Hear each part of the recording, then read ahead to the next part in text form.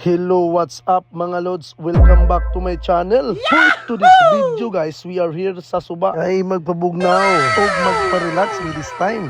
Kay holiday man ng mga takna orasa, maong atong i-grab ang opportunity para mag-outing. Oh yeah! So after sa mga picture taking namo diyan and whatsoever about sa preparation for graduation, kay murag na action tag kahagard ha og stress, automatic tagaan na to time og panahon ang ato ang kaugalingon ourselves para mag-relax.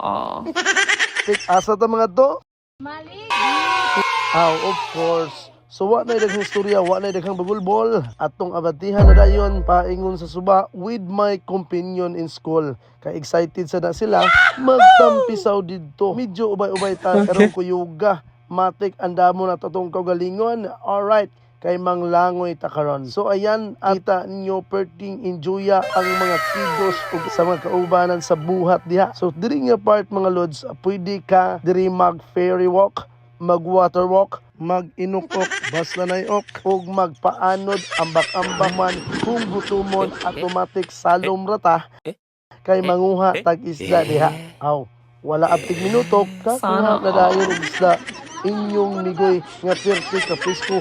Aw, siguro na dayong paniod to ani. Sagulan og kinilaw with matching pipino nga perting halanga kaayo. Aw, ang atong paniod to karon, siguradong wala ang kahapdos sa atong kuto-kuto. So grabe ka sadya og kalingaw. Basta suba mo'y adtuan kay diring dapita, fresh kayo uliguan kay gikan pa ni sa kinaiyahan nga angay natong ampingan. Oh yeah!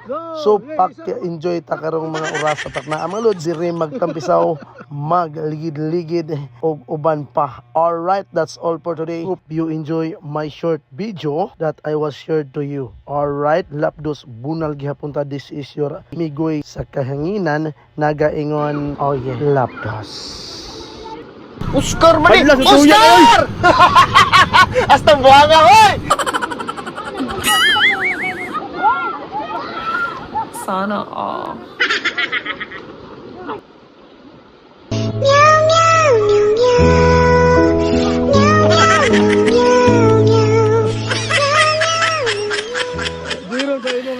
Sana all.